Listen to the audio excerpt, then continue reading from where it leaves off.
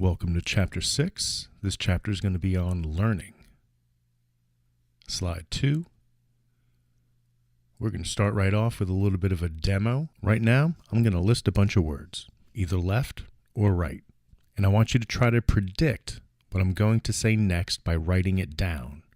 So I'll say one, you'll write down which one you think will be next, and then I'll say the next one. And you'll compare it to your prediction and write down your prediction for the next one, etc., etc. Let's see if you pick up on any patterns. All right, this is going to be a boring list, so just pay attention to patterns.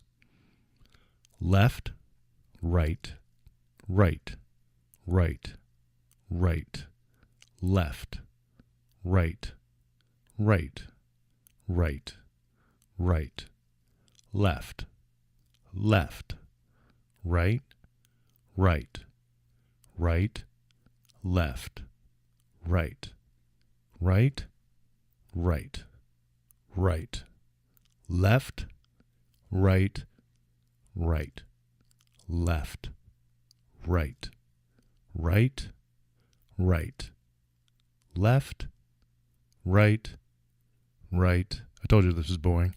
Right, left, left, right, right, right, left, left, right, right. If you did pick up on any patterns, you were engaging in a complex form of learning called predictive learning, and it happens in the real world all the time instinctively. Hold on to your answers. We're going to be addressing this a little bit later in the lecture. Slide 3. For this one, I'll ask and then answer a series of questions which should give you clues about what a DAG is. Use a scratch pad to determine what your inference is about DAGs. Large blue square? No. Large red circle? No. Small blue circle? Yes. Small red square? No. Small blue square? Nope. Large blue circle? Yes. Small red circle? No. Large red square? No. Small blue square? Nope. Large red circle? No. Large blue circle? Yep. Small blue circle? Yes. Small red circle? No. Whatever you've determined a DAG to be is based on another form of complex learning called concept formation, and we also use this instinctively to navigate the world. We'll be revisiting complex learning at the end of the lecture, so hold on to your notes for both of these demos. Slide 4. And welcome to learning.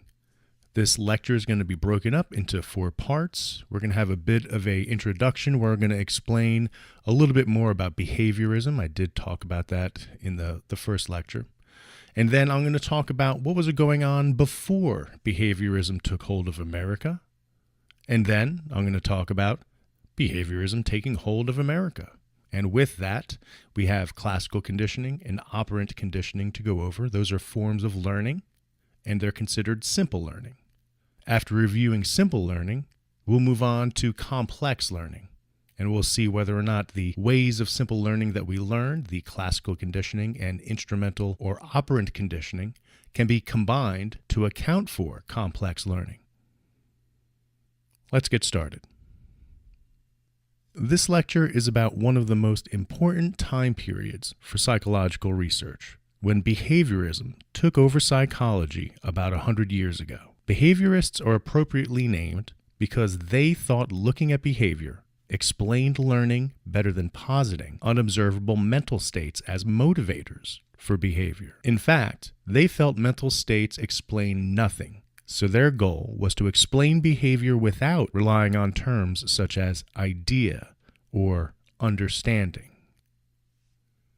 Slide 6. Using such terms as idea or understanding was considered doing research on mentalistic variables, which was a bad word. And according to behaviorists, the questions about the mental events and nature of the mind that philosophers and psychologists up to that time had sought to answer, they actually created more puzzles than they solved. Another totally different answer to those questions is, our mind is an illusion. Slide 7. Ever since Darwin had firmly placed humans in the category of animal, the use of comparative psychology exploded as a way to learn about the basics of human behavior by observing other animals. The logic is as follows. If humans are animals, and if animal behavior can be explained without mentalist concepts, then human behavior can be explained without mentalist concepts. Further, even if the mind exists, it can be ignored because it's unnecessary to explain behavior. Slide 8. When it comes to the question of nature versus nurture, behaviorists lean heavily on nurture to explain behavior. To paraphrase American behaviorist and cheerleader for the behaviorist movement, John B. Watson, we are born blank slates, and all that we are is what we learn in our lives. If that's the case, then learning is the topic to be studied, and behavior is the object of learning research. What one learns from chickens, cats, dogs, and rats applies to humans. That is, behavior is the subject of psychology, and learning is defined as the acquisition of behavior responses to different kinds of stimuli. What one learns from chickens, cats, dogs, and rats applies to humans. But what led up to behaviorism being the decades-long juggernaut of psychological research? What was the academic soil that nurtured the blooming of this flower? If we go back to the late 19th century, we find Sigmund Freud was looking into the unconscious mind in Vienna, Alfred Binet ramping up to collect data on the mental construct of intelligence in French schoolchildren, and we'll see Wilhelm Wundt and William James using introspection in their own way to study consciousness. Slide 9. Let's take a closer look at what was happening before behaviorism. Slide 10. The laboratory that Wilhelm Wundt opened in 1879 is considered the first psychology laboratory, kickstarting the scientific field of experimental psychology. His student and colleague, E.B. Titchener, popularized the research of Wundt, translating his works from German to English, and eventually left the laboratory in Leipzig, Germany in 1892 to establish a program of study in the United States. While at Cornell University, Titchener's program of research was considered the structuralist school because in its pursuit of studying the mind, it was interested in understanding each individual structure or component of the mind separately on their way to understand the system as a whole. Like biologists, they wanted to understand the anatomy down to the cell and how each individual piece fit together as they built their understanding of the mind and our motivations. Another way to think of it is to imagine a building made of Legos as the object of study, and in order to explain it to someone else, you need to understand its structure. This means breaking it down to its individual Lego pieces and seeing how they fit together, producing the structure of the Lego building. For structuralists, the individual Legos, or the anatomical cell, pick your analogy, of the mind are structures like your emotions, your thoughts, your perceptions or sensations, your aesthetic responses to art, and so on and so on. These mental structures needed to be explored through the process of introspection. By pursuing this line of investigation, the structuralists were putting into practice a philosophy of atomism or elementalism, which basically posits that any complex phenomenon can be broken down into smaller structures that eventually can't be broken down further. This is when you've reduced it to its elemental properties, and it is from these elemental properties that a complex phenomenon can be rebuilt based on an understanding of what they are and how they work together. Slide 11. A couple years before Titchener arrived in New York, William James had published his Principles of Psychology and was promoting a very different philosophy of pragmatism, or assessing truth and theories in terms of the success of their practical applications. As a pragmatist, James was less focused on the granular minutiae that make up the mundane structure of consciousness, and more focused on the processes that explain the function of consciousness. What is consciousness for? We are adaptive creatures that function in the world, and this emphasis on function is why Jamesian psychology is considered the beginning of the functionalist school. The mind isn't a static object like a Lego building. It was a stream of consciousness. While both structuralism and functionalism relied on introspection, or looking within and reporting subjective experiences about a topic, they differed on what topics were worthy of study, with structuralism providing a plug-and-chug model of research that begged to be formalized into a school of research. James's functionalism, on the other hand, used introspection to pursue such mercurial and esoteric topics like experience itself, and this resisted formalization. Slide 12. Meanwhile, it's raining cats and dogs.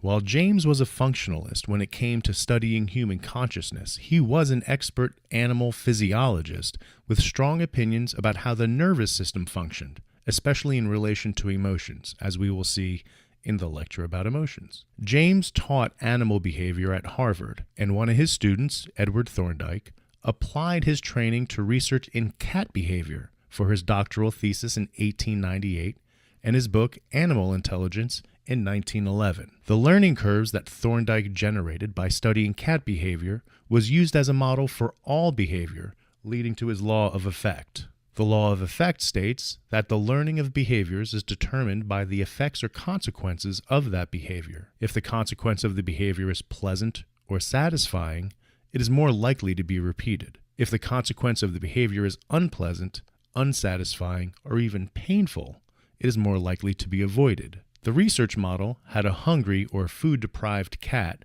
placed in a box with a device for escape. For instance, a lever. This lever was placed somewhere in the box, and a fresh piece of fish was placed outside of the box. Eventually, the cat would figure out which behaviors were needed to trigger the lever, open the escape hatch, and give it access to its fishy prize. Generalizing this to all animals, Thorndike demonstrated how behaviors and interactions with the environment can be reinforced and nurtured or punished and avoided, depending on whether its consequence on the environment is pleasant or unpleasant. While Thorndike may have been as curious as a cat, there was research being done in Russia at the same time that studied doggy digestion and plays a part in this history of learning research. Ivan Pavlov was a Nobel-winning physiologist that stumbled upon a way to manipulate reflexive behaviors, like salivation, a reflexive part of his area of interest, digestion. We'll go over the details later, but with dogs as a research model, Pavlov demonstrated the basic building blocks of how environmental cues can manipulate or condition reflexive behaviors in ways that we may not be aware of. Slide 13.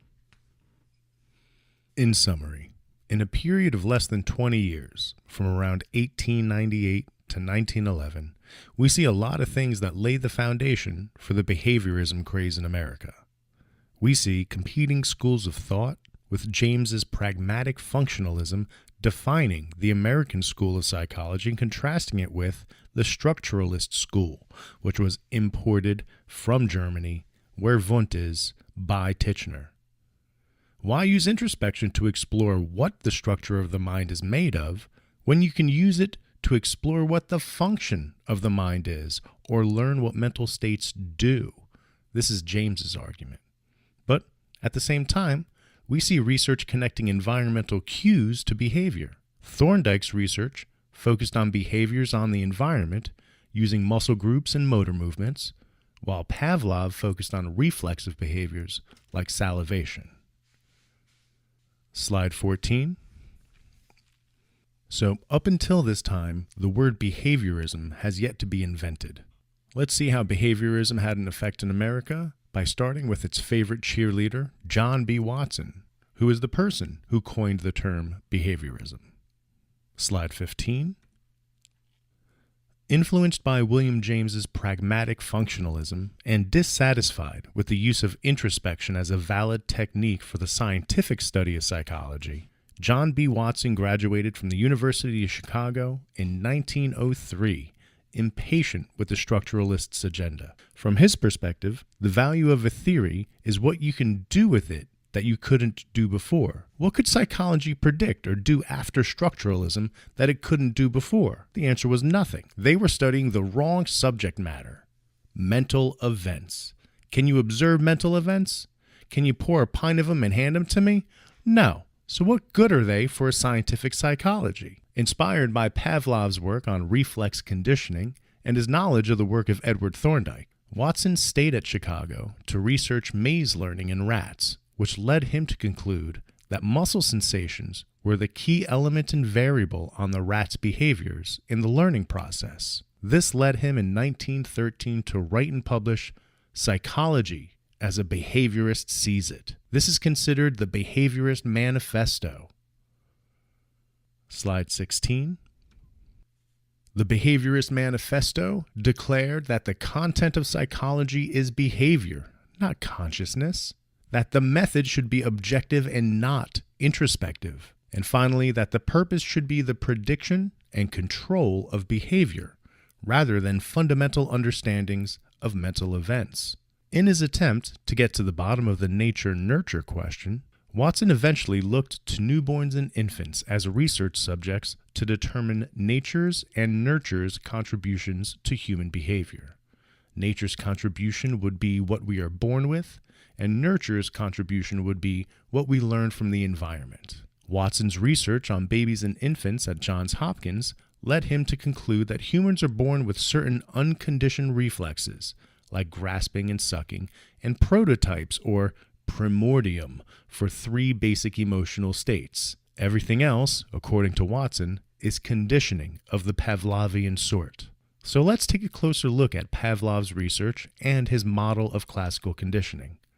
What was John B. Watson so excited about? Slide 17.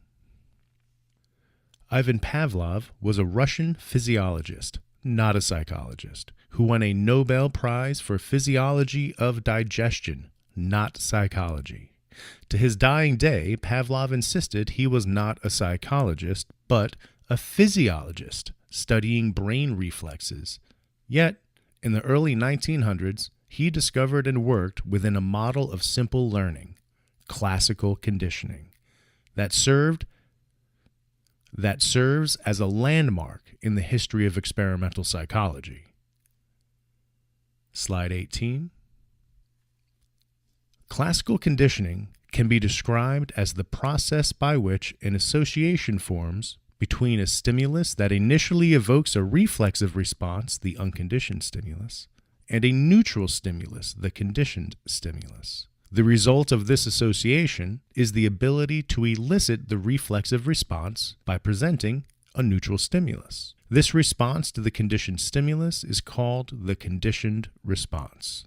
So, how did Pavlov stumble onto this explanation of learning? Stop me if you've heard this one. In studying dog digestion, Pavlov noticed that a dog secreted digestive juices as soon as it saw the lab worker who customarily fed the dogs. Because this secretion clearly depended on the dog's previous experiences, Pavlov called it a psychical secretion. Anywho, my man Ivan enlisted the help of other specialists who discovered that teasing a dog with the sight of food produced salivation that was as predictable and automatic as any reflex. Pavlov called this a conditioned reflex because it depended on conditions. Considering how much I've emphasized that Pavlov didn't like psychology, you may ask why he would name these instances of salivation a psychical secretion. Quick rabbit hole. Pavlov thought physiology provided the ultimate explanation for psychological life. Psychology is physiology by any other name. It was the attempts to untether psychology from physiology that bothered Dr. Pavlov. Because these psychical secretions can be explained as physiological reactions of gland activation or a physiological reflex in the brain caused by an external stimulus, there's no need to infer a disembodied mind or mental state to account for it with psychology. Pavlov assumed that animals are born with automatic connections, called unconditioned reflexes, between a stimulus such as food and a response such as secreting digestive juices. He conjectured that animals acquire new reflexes by transferring a response from one stimulus to another. For example, if a particular sound always precedes food, an animal would salivate to the sound as if it were food. Slide 19. Let's break down how Pavlov standardized his observation into a research design. Pavlov attached a tube to one of the salivary ducts in a dog's mouth to measure salivation. Whenever Pavlov gave a dog food, the dog salivated. The food equals salivation connection was automatic, requiring no training. Pavlov called food the unconditioned stimulus, and he called salivation the unconditioned reflex or response. An unconditioned stimulus is an event that automatically elicits an unconditioned response. An unconditioned response is the reflexive action that the unconditioned stimulus elicits. The focus is, it is a reflexive action. For example, food elicits the reflex of salivation. Itching elicits the reflex of scratching. Onions elicit the reflex of tearing up.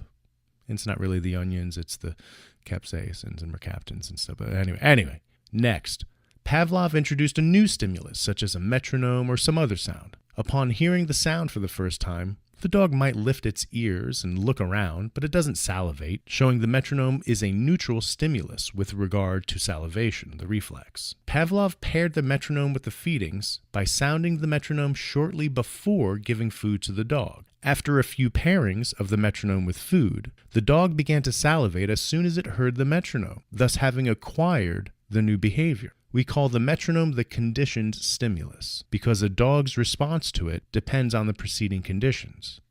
In this case, eliciting salivation from a dog at the sound of a metronome is conditional on the pairing of the metronome with food. The salivation that follows the metronome is now the conditioned response because it was elicited by the conditioned stimulus as a result of the conditioning or training procedure. Take notice. The same response, salivation, changes names in the learning process. When elicited naturally as a reflexive response to a natural stimulus, it's unconditioned. When, through learning or training, the very same response is elicited unnaturally to an arbitrary stimulus, it is conditioned.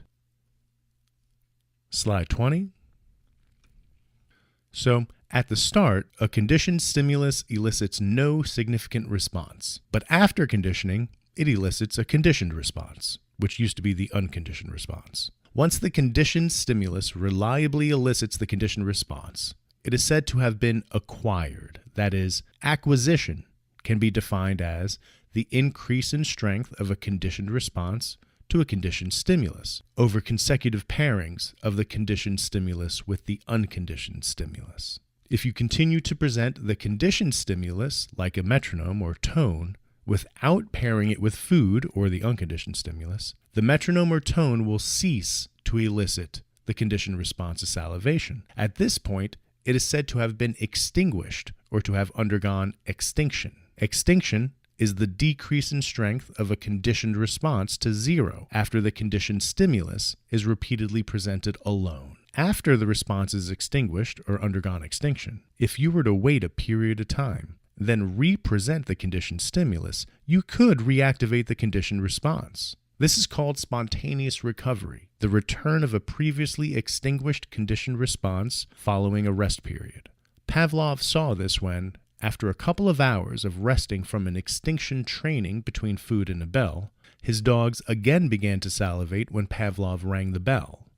Suppose a bee stings you, and you learn to fear bees. Now, you see a wasp or a hornet. You'll fear that too, probably. But you probably won't fear butterflies or other insects that don't resemble bees. This is known as stimulus generalization in classical conditioning, and it occurs to stimuli similar to the conditioned stimulus, or that resemble the conditioned stimulus. For Pavlov, this happened when he paired specific tones, for example, 1,000 hertz, with food delivery. He noticed that if he played tones similar to 1,000 hertz, like 1100 hertz, he could recreate the response, but not with tones that were further away from the original conditioned stimulus. So for instance, if he played a 2500 hertz tone, he wouldn't get the conditioned response that was trained with the 1000 hertz tone. But animals, including people, can learn to respond differently to similar stimuli that predict different outcomes. For example, you discriminate between a bell that signals it's time to wake up, a church bell, and a different bell that signals a fire alarm, even though they're all bells. Stimulus discrimination is when a conditioned stimulus is paired to a very specific unconditioned stimulus. Using the example of Pavlov's tones, discrimination can be conditioned if food is paired with, say, 1000 hertz tone, but repeatedly not paired in the presence of other similar tones, say 1500 hertz or 500 hertz. Under this condition, the dog is more likely to salivate in the presence of the 1000 hertz, but not the 1500 or 500 hertz tones, even though they're relatively close. Slide 21. If you were claustrophobic or afraid of spiders, we could pair you with rewarding or pleasant activities when being in a large room or just being shown a picture of a spider. Through continued sessions, we could present you to smaller and smaller rooms or more and more realistic pictures of spiders or even a toy spider until you get comfortable in the newer versions. And then over time, the rooms could get smaller so that you're comfortable being in a closet, and you may actually be comfortable having an actual spider crawling on your skin. These methods are called systematic desensitization, and it's a therapy whose aim is to remove the fear response of a phobia and substitute a relaxing response to the conditioned stimulus gradually, using counter-conditioning. So this technique could be considered extinction by pairing an unconditioned stimulus with no conditioned response, fear in this instance, until the response of fear extinguishes. It could also be considered stimulus discrimination by promoting the discrimination between specific, dangerous unconditioned stimuli and generalizable versions. By doing so, one can discriminate the stimuli and respond appropriately, that is, maintain the specific fear while diminishing the general fear. Slide 22. A critique of classical conditioning is that it does not explain all of this kind of simple learning. Evolutionary psychologists would say we have modules for all sorts of things that aren't prone to classical conditioning. One example is food poisoning. I don't know about you, but there are still foods and drinks that I got sick on once decades ago that still make me sick to think about. This is not classical conditioning. No multiple exposures were needed to maintain this reaction, and it has not distinguished itself in decades. Slide 23. So this is Pavlovian conditioning in a nutshell. And this is the model that John B. Watson promoted as the direction psychology needed to go in if it wanted to be a scientific psychology. It is also the model that rounded out Watson's view of human behavior. Remember, based on Watson's research on newborns and infants at the nation's best baby clinic at the time, Johns Hopkins, he posited that the answer to the nature-nurture question was that nature merely provided some reflexes and primordium, I love that word, for fear, love, and hate. Everything else was provided by nurture, or what we learn from the environment. Watson's aim was to show that virtually all other human behaviors and emotional reactions were built up of conditioned reflexes. A demonstration of his theory was seen in his now famous experiment on little Albert in 1919, where he showed that emotions like fear can be conditioned in infants. Fear in infants. Conditioning fear in infants for something that was previously not fear-provoking. For science. Evoking fear in infants for science. Okay. In brief, little Albert was an infant that was the subject of research, and as documented in film, Watson proceeds to change the infant's behavior from moving toward a fuzzy white rat to moving away from it. That is, Watson conditioned the infant to fear a white rat it previously liked. That's not all. He did so by banging a pipe with a hammer loudly behind the child anytime the child moved toward the rat. But wait, There's more. There's always more. After Watson conditioned Albert to fear white rats, they brought him back after a week, then a month, and observed that Albert's fear went through stimulus generalization, as Albert was seen reacting with fear to other white furry creatures, to white mink coats, and even the fuzzy white beard of a Santa Claus mask, although I have to admit that the mask is scary, regardless of the beard. You got to check out the videos. Watson was essentially able to generate a phobia in little Albert, and with this demonstration of simple learning and his belief that it was responsible for all complex learning, a topic we will visit later, he saw behaviorism as an ideal model for how to engineer human behavior, especially in children. A quote of his at the time is as follows, in my best old-timey voice. "Give me a dozen healthy infants, well-formed in my own specified world to bring them up in, and I'll guarantee to take anyone and train them to become any type of specialist I might select. Doctor, lawyer, artist, merchant chief, and yes, even beggarman and thief, regardless of his talents, penchants, tendencies, abilities, vocations, and race of his ancestors." Now, why I did that old-timey voice in a Southern accent is totally beyond me. John B. Watson is not a Southern gentleman. He probably did not talk like that at all. But regardless, this guy's a control freak, right? Watson championed behaviorism well after his departure from Johns Hopkins in 1920, writing a book, Behaviorism, in 1925 for the general reader, which is credited with interesting many to enter psychology. He also continued doling out parenting advice, particularly that the responsibility for guiding a child's development is placed squarely on the shoulders of the parents. He laid this out in his book, Psychological Care of Infant and Child, in 1928. Yeah, this guy is giving out parental advice. Little Albert. Slide 24. All right, so where are we so far? Well, it looks like psychology as a science starts with Wundt, James functionalizes it, and then Watson behaviorizes it. And we have set the scene for behaviorism to really take a hold in American psychology. Slide 25. Edward L. Thorndike sought a simple behaviorist explanation of learning. He put cats into puzzle boxes from which they could escape by triggering a mechanism, pressing a lever, pulling a string, tilting a pole, etc. To no one's surprise, the cats learned to make whatever response opened the box, especially if the box opened quickly. They learned by trial and error. When a cat had to tilt a pole to escape from the box, it might at first paw or gnaw at the door, scratch the walls, or pace back and forth. Eventually, it bumped against the pole and the door opened. The next time, the cat went through a similar repertoire of behaviors, but might bump against the pole a little sooner. Over many trials, the cat gradually but inconsistently improves its speed of escape. Thorndike concluded that learning occurs because certain behaviors are strengthened at the expense of others. Slide 26.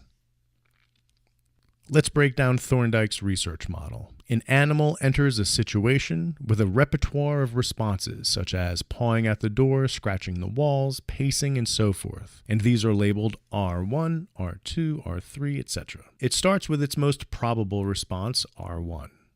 If nothing special happens, it proceeds to other responses, eventually reaching one that opens the door. For example, bumping against the pole. In this example, this would be response R7. Opening the door reinforces the preceding behavior. A reinforcement is the process of increasing the future probability of the most recent response. Thorndike said that reinforcement stamps in or strengthens the response. The next time the cat is in the puzzle box, it has a slightly higher probability of the effective response. If it receives reinforcement again, the probability goes up another notch. In 1898, Thorndike's thesis is published in Psychological Review. By trial and error, cats slowly eliminate useless movements and make connections between appropriate action and the desired goal.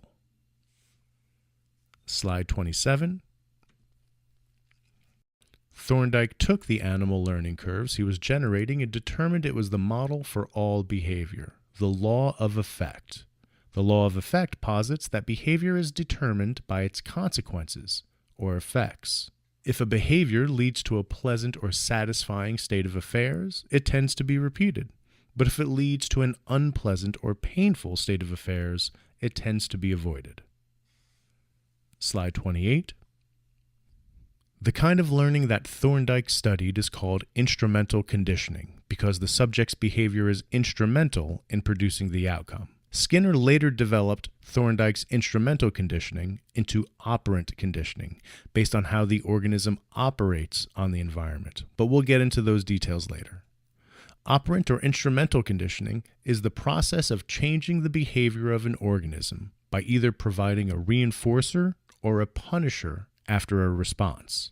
While reinforcers are any event that increases the probability of a response or make the response more likely, psychologists distinguish between primary and secondary reinforcers. Primary reinforcers, or unconditioned reinforcers, are reinforcing because of their own properties, like food and water, while secondary reinforcers, or conditioned reinforcers, become reinforcing by association with something else, like money. Don't let the terms confuse you with terms from classical conditioning. Just remember that learned and conditioning can be swapped out for each other. So anything unconditioned is unlearned, or instinctive, or reflexive, and anything conditioned is learned. Slide 29. Here are 4 categories of instrumental conditioning using food and pain. Interesting, right? The upper left and lower right of Table 6.1 both show reinforcement. Reinforcement always increases the probability of a behavior. Punishment always decreases the probability of a behavior. Reinforcement can either be positive or negative. Don't let the language fool you. Positive and negative are not judgments of good or bad. Judgments are mentalistic concepts, and these are behaviorists. Now, these terms are used mathematically. Think of a number line. When something is positive, it means something has been added. And when something is negative, it means something has been removed or taken away. With this understanding in mind, we can have positive reinforcement, where we add or present something such as a food treat to increase a behavior, and we have negative reinforcement, where we remove something such as pain to increase a behavior. But wait, we also have positive and negative punishment. Positive punishment is presenting something such as pain to decrease a behavior, whereas negative punishment would be the omission or removal of something good, like food or privileges. Slide 30. Recall the concepts of extinction, generalization, and discrimination in classical conditioning. The same concepts apply to operant conditioning with different procedures. In operant conditioning, a response is extinguished if it is no longer followed by reinforcement. For example, you were once in the habit of asking your roommate to join you for supper. The last few times you asked, your roommate said no, so you stopped asking. In classical conditioning, extinction is achieved by presenting the conditioned stimulus without pairing it with the unconditioned stimulus. In operant conditioning, the procedure is allowing a trained response to occur repeatedly without reinforcement. Someone who receives reinforcement for a response in the presence of one stimulus will probably make the same response in the presence of a similar stimulus. The more similar a new stimulus is to the original reinforced stimulus, the more likely is the same response. This phenomenon is known as stimulus generalization. For example, you might reach for the turn signal of a rented car in the same place you would find it in your own car. If reinforcement occurs for responding to one stimulus and not another, the result is discrimination between them. This yields a response to one stimulus and not the other. A stimulus that indicates which response is appropriate or inappropriate is called a discriminative stimulus. Much of our behavior depends on discriminative stimuli. For example, you learn ordinarily to be quiet during a lecture, but you talk when the professor encourages discussion. This is an example of discrimination. Slide 31.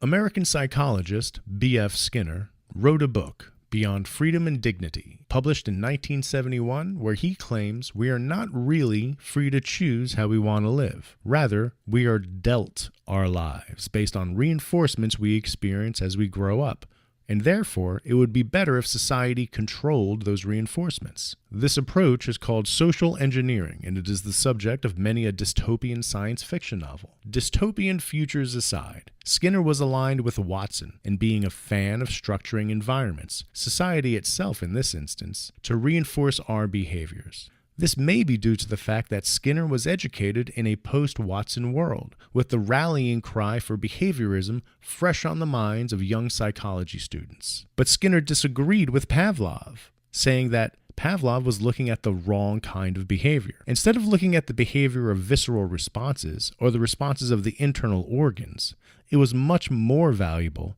to look at the behavior of skeletal responses or the movements of the muscles and an organism's actions on the environment, like Thorndike was doing with the cats. But Skinner thought Thorndike was only half right, because in studying behavior of skeletal responses, Thorndike focused too much on mentalistic language like pleasant, painful, or satisfying events to shape behavior.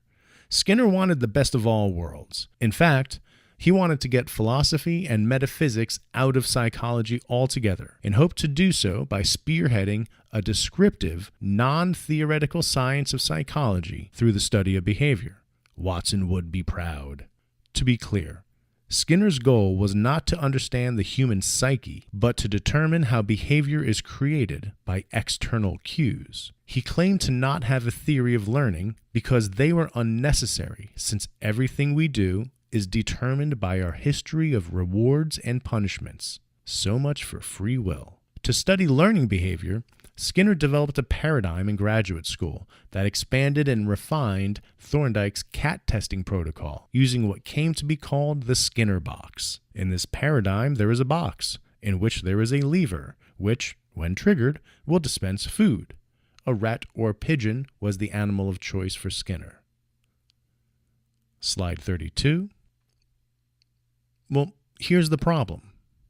A Skinner box has a lever in it, but there are no levers in nature. Therefore, before you can use lever pressing as a reliable, observable behavior that demonstrates attempts to get food, you have to first train the animals to associate lever pressing behavior with food delivery.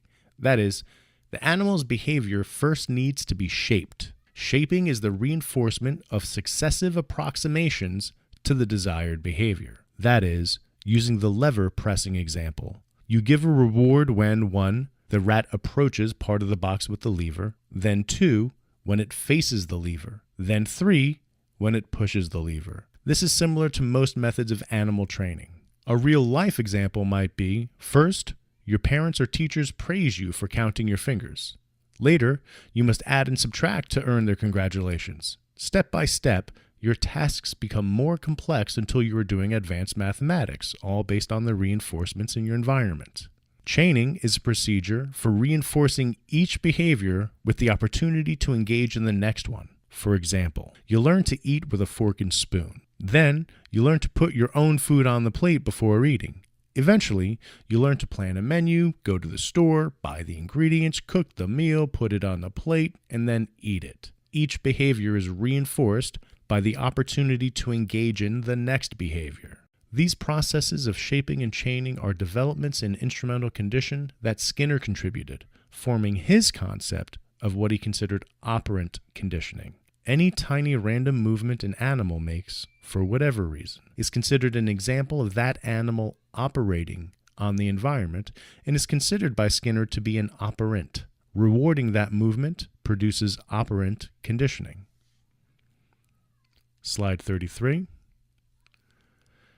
Skinner tested punishment in a famous laboratory study in 1938. He first trained food-deprived rats to press a bar to get food, and then he stopped reinforcing their presses. For the first 10 minutes, some rats not only failed to get food, but also received a slap on their paws every time they pressed the bar. The punished rats temporarily suppressed their pressing, but in the long run, they pressed as many times as did the unpunished rats. Skinner concluded that punishment produces no long-term effects. That conclusion, however, is an overstatement. A better conclusion would be that punishment does not greatly weaken a response when no other response is available. Skinner's food-deprived rats had no other way to seek food. Regardless, this experiment informed Skinner's perception of the use of punishment, which he saw as not always being effective, so he relied more on reinforcers than punishments.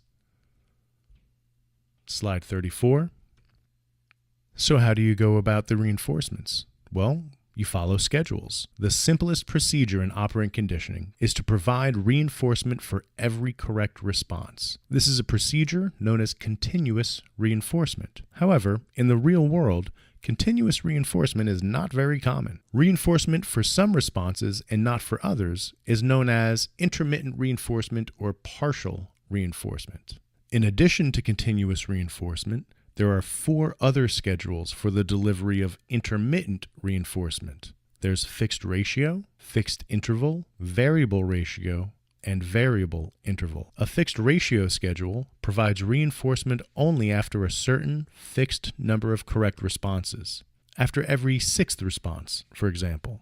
Examples include factory workers, who are paid for every 10 pieces they turn out. A variable ratio schedule is similar to a fixed ratio schedule, except that reinforcement occurs after a variable number of correct responses. For example, reinforcement might sometimes occur after 1 or 2 responses, sometimes after 5, sometimes after 10, and so on. Variable ratio schedules occur whenever each response has a nearly equal probability of success. When you apply for a job, you might or might not be hired. The more applications you submit, the better your chances. But you can't predict how many applications you need to submit before receiving a job offer. A better example is gambling or playing the lottery. A fixed interval schedule provides reinforcement for the first response after a specific time interval. For instance, an animal might get food for its first response after a 15-second interval. Then, it would have to wait another 15 seconds before another response is effective. Checking your mailbox is an example of behavior on a fixed interval schedule. Showing up on time for class is another example of a fixed interval schedule. With a variable interval schedule, reinforcement is available after a variable amount of time. For example, reinforcement may come for the first response after 2 minutes, then for the first response after the next 7 seconds, then after 3 minutes 20 seconds, and so forth. You cannot know how long before your next response is reinforced. Checking your email is an example. A new message could appear at any time, so you need to check. Slide 35. Although operant conditioning arose from theoretical interests, it has a long history of applications. 2 examples are persuasion and applied behavior analysis, or behavior modification. To persuade someone to do something, the most effective training technique is to start with easy behaviors, reinforce those behaviors, and then gradually shape more complex behaviors. In applied behavioral analysis, also known as behavior modification, a psychologist removes reinforcement for unwanted behaviors and provides reinforcement for more acceptable behaviors. For example, school psychologists instituted a program to encourage children with attention deficit disorder to complete more school assignments. In addition to verbal praise, children received points for each assignment completed and additional points for completing it accurately. They lost points for any rule violation, such as being out of the seat. At the end of each week, those who had accumulated enough points could go to a party or take a field trip. The results of this program was a significant increase in completion of assignments and better in-class behavior. Slide 36. The defining difference between operant conditioning and classical conditioning is the procedure. In operant conditioning, the subject's behavior provides an outcome that affects future behavior. In classical conditioning, the subject's behavior has no effect on the outcome. In classical conditioning, the subject's behavior has no effect on the outcome. That is, while classical conditioning requires a stimulus, like food, to elicit a response like salivating by preceding it, operant conditioning provides the stimulus after the response of interest and either reinforces it or punishes it. For example, in classical conditioning, the experimenter, or the world, presents 2 stimuli at particular times, regardless of what the subject does or doesn't do. Those stimuli change future behaviors, but the behaviors do not control the stimuli. In operant conditioning, the subject has to make some response before any outcome occurs. Slide 37.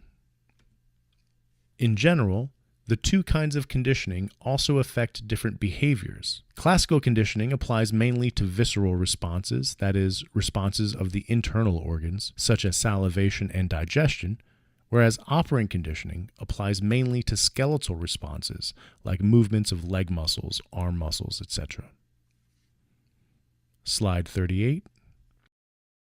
Skinner's ideas about operant conditioning were made available to the public in 1938 with the publication of his book, The Behavior of Organisms. But there weren't many takers initially, and the book almost went out of print. Then, in 1950, a program of behavioristic training was started that used Skinner's book as the text, and it started selling like gangbusters. It seemed the U.S. was ready for behaviorism in a way it just wasn't before, and it had everything to do with timing. You see, between 1938 and 1950, there was this thing called World War II, and beating the tyrannical Nazis seemed to have an effect on culture and society, such that ideas that fostered nurture were favored, like that we were born equal, and it is the environment that determines outcomes, environments like America, with the American dream woven into its very fabric. What the world didn't need were instinctive theories of predetermined types, such that regardless of environment, your nature